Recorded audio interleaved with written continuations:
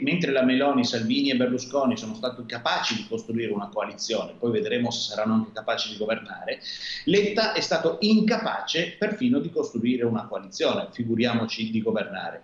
Letta ha fatto un asse con un partito anti-Draghi e basta. Il voto utile non esiste, o meglio, esiste ogni volta che il cittadino mette il suo voto e pensa di votare utilmente. Chi voterà utilmente la Meloni, chi voterà utilmente il Partito Democratico, chi voterà utilmente il Terzo Polo e così per tutti gli altri partiti che sono in campo. Rispedisce al mittente ogni accusa Ettore Rosato, primo firmatario di quella legge elettorale contro cui ha puntato il dito nelle scorse ore ancora una volta il leader Dem Enrico Letta. A respingere il concetto di utilità legata al voto democratico è anche la lista Noi Moderati. Credo che intanto, se parliamo del voto utile, credo che il voto utile il cittadino sia l'unico che può davvero darlo, se no sembra un po' che il cittadino alle volte non sappia neanche come votare o cosa votare. Credo che sia un po' una presa in giro anche fare certe considerazioni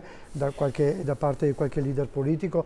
Una questione formale di fondo, quella del voto. Quanto alla sostanza, continuano a dividere le sanzioni alla Russia sul gas in attesa della convocazione a Bruxelles del Consiglio dei Ministri dell'Energia. Sanzioni che per più Europa restano la strada maestra. Bisogna essere coraggiosi e bisogna dire le cose come stanno, quindi le sanzioni rimangono, la nostra appartenenza all'Unione Europea, che piaccia o non piaccia, rimane, che piaccia o non piaccia anche alla Meloni, perché se vinceranno le destre, e a questo mi congiungo e poi mi taccio alla discussione generale, se vinceranno le destre, questo Paese avrà dei seri problemi nell'inserimento internazionale. Contesto europeo dal quale chiede invece di uscire subito, ritirando le stesse sanzioni a Mosca, Italia Sovrana e Popolare. Per la nuova formazione l'obiettivo è uno: rimettere il popolo italiano, come è detto dal primo articolo della Costituzione, come sovrano nel Paese,